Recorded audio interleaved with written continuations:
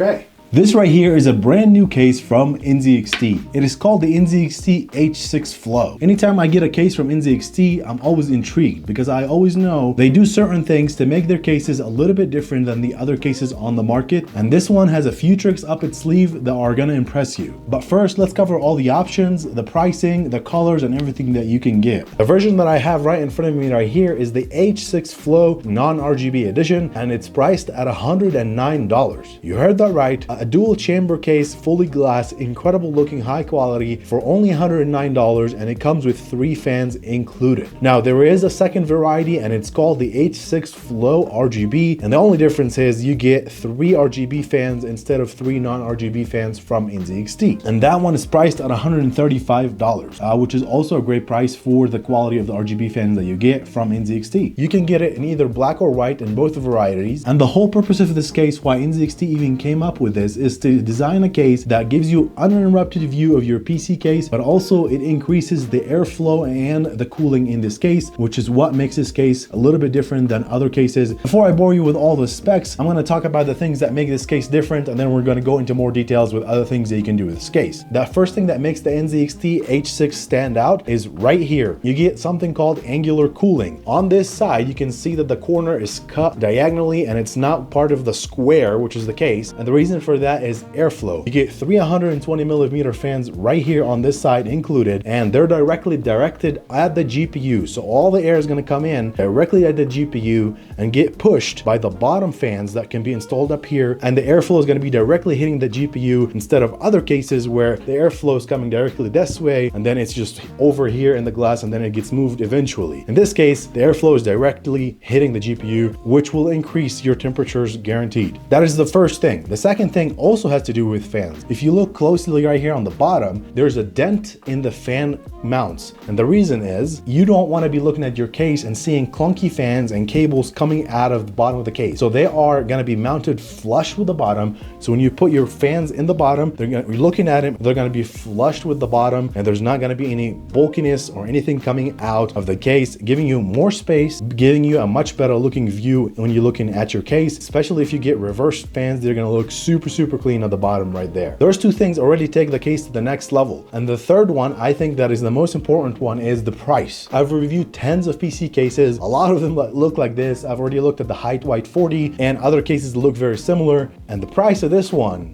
beats all of them. And you're getting insanely good quality for a really good price. $109 with 3 fans, in my opinion, is a great price. So that is why this case is a little different than other cases in this market. Moving on, we're going to be talking about the fan configuration and when you can actually install and mount. But first, I'm going to take the side panel off, just like that, without breaking it, thankfully. And getting a closer look, this is the options for the mount configuration. On the side right there, side front, wherever this is called, you get 360 millimeter fans. That's the maximum you can mount up over there. At the top, which is also removable, as I'm going to demonstrate right now, or I demonstrated in the intro when I just dropped it.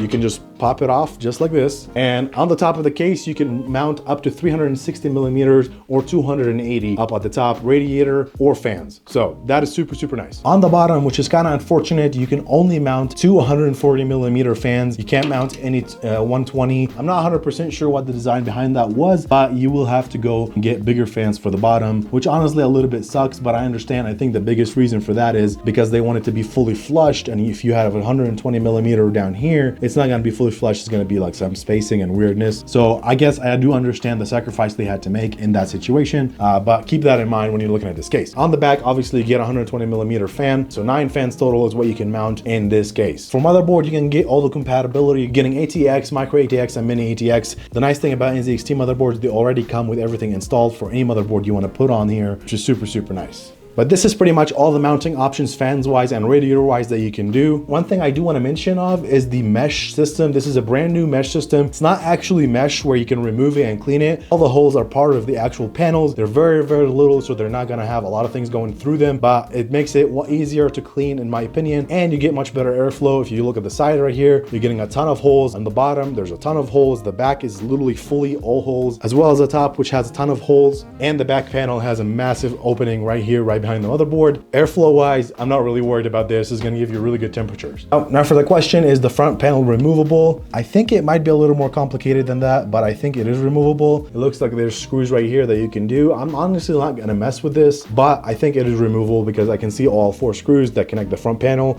and I think you can just pop it off. Now let's take a quick look at the front. You get the power button, which has an LED around it. You get 2 USB type A 3.2 and 1 USB type C 3.2 at the front, and a headphone/microphone jack. Now, if you're wondering if you can mount a vertical GPU, you can. You just have to remove all of the IO shields over here on the back and get one that would fit. NZXT does make a vertical GPU mount that fits in here. It does come with a PCI riser cable included for 60 bucks. Now we flip the case to the back. We're going to be taking a look at the back on the side. This panel right here is removable. It just pops off like this. You can clean it easily, and you obviously need to be able to remove that, so you can actually remove the fans easily from here. You can see these are the fans that are included with my case, and the back panel is also removable. There's just one thumb screw right here, and that is it.